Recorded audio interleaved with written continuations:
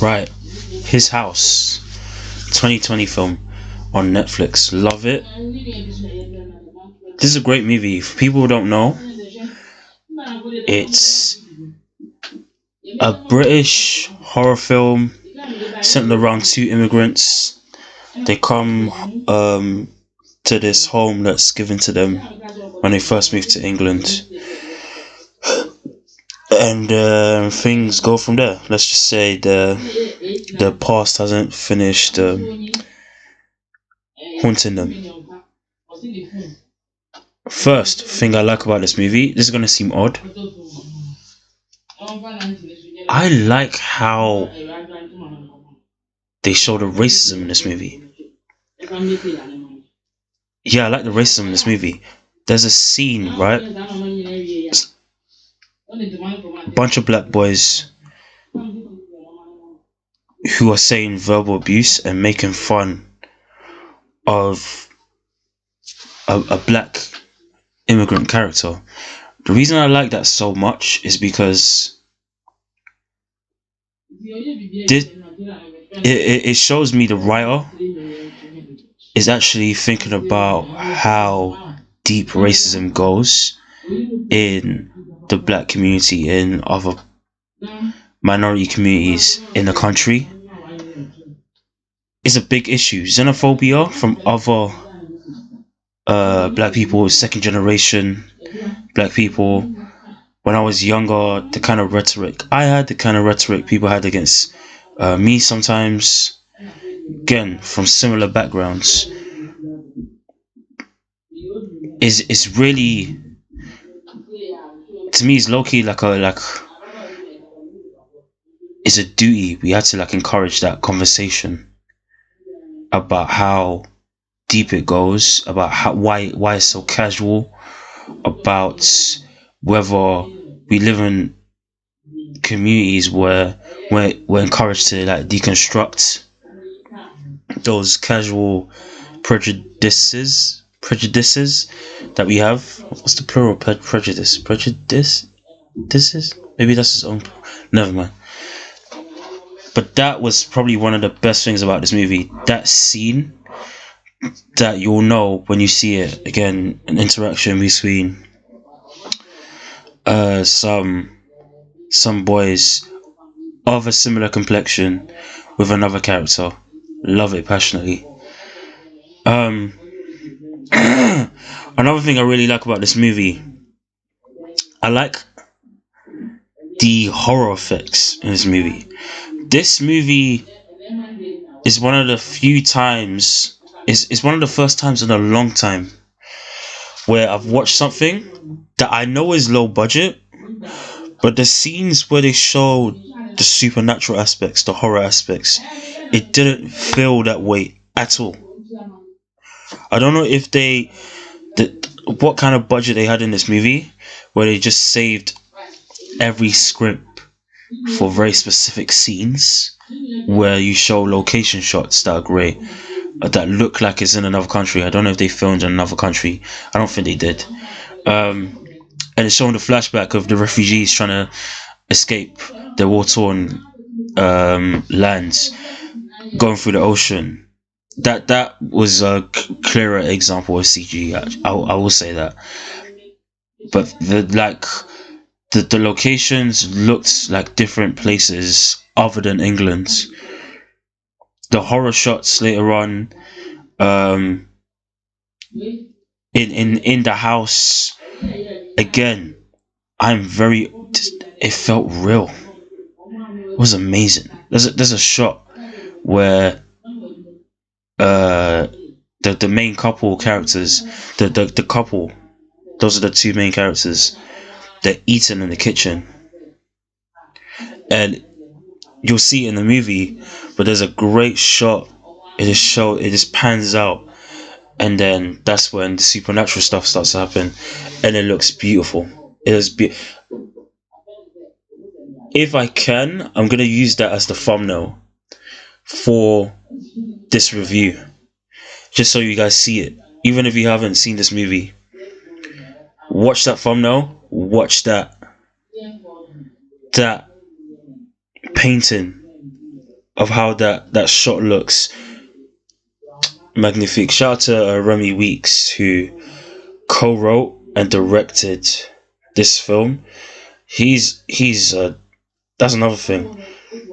I'm so glad through this, because yes, it is about African refugees. It feels to me like a black British story that has nothing to do with gang life, which is something I love about this film, about this story. And I can't wait to see someone like Remi Weeks do other stories, whether they have to do with identity or not. It just felt like a good story and a good genre film.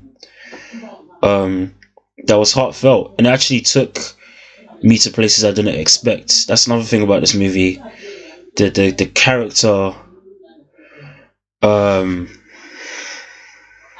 don't know the term.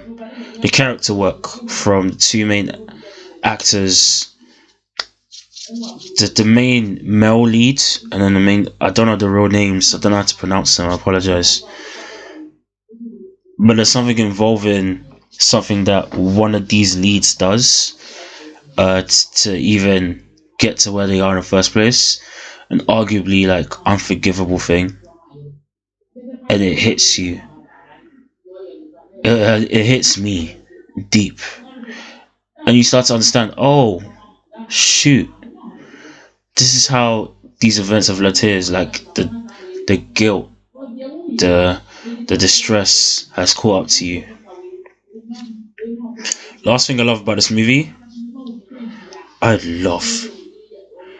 Not only did this movie put respect on Black British horror, but also I don't know how much this is it had similarities to actual depictions of like African folklore. But there is representation of African folklore in this film, of certain beings and spirits. And as someone who's always wanted stuff like that to be explored, I've always liked the idea of African mythology. The more I learn about it, to be explored in some mainstream format, novels, maybe an anime someday, in a serious Nollywood budget level film, all due respect, like with great cinematography. This was that film. This was the film where I saw it scared me. I saw something that was set up early in the movie that has to do with African folklore and supernatural stuff. But yeah, again, it didn't feel like a stereotypical, ooh, it's like you're watching a Nollywood movie and then something terrible happens and they go to a witch doctor. Oh, well, there's a plot twist. She's cursed. Ooh. It didn't feel like that.